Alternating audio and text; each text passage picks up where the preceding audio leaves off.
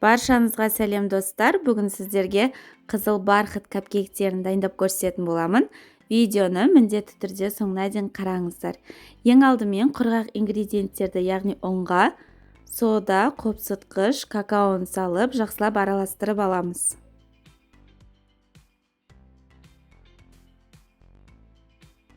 Айранға осындай гелевый краситель қосып араластырамыз.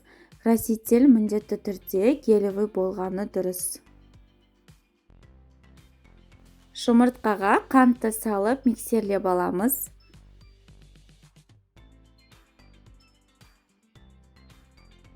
Сұйық майды қосып, тағы да араластырамыз.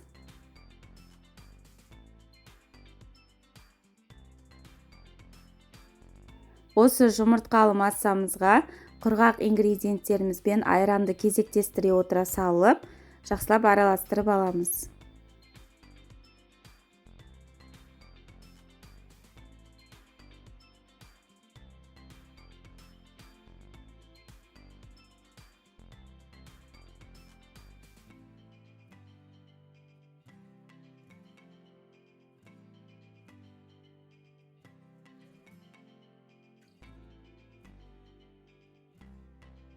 Ыдысқа арнайы кексқа арналған қағаздарды төсеп шықтым.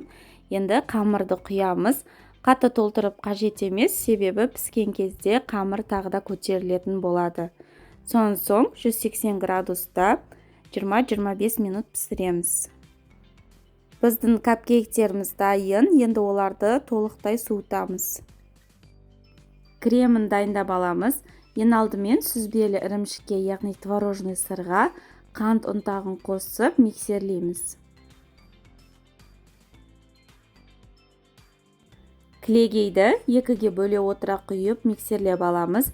Бізде қою масса шығу керек. Кілегейдің проценті міндетті түрде 30-35% болу қажет.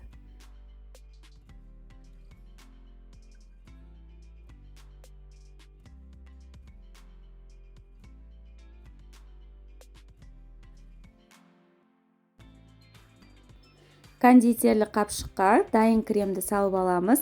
Насадканы өз қалауларыңыз бойынша таңдауларыңызға болады.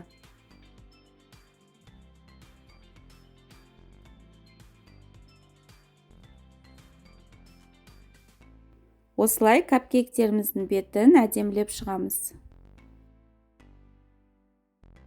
Капкейктердің бетін өз қалауларыңыз бойынша әсемдеп шықсаңыздар болады. Біздің капкейктеріміз дайын, өте әдемі, жұп-жұмсақ, дәмді болып шығады. Сіздерге міндетті түрде дайындап көруге кеңес беремін.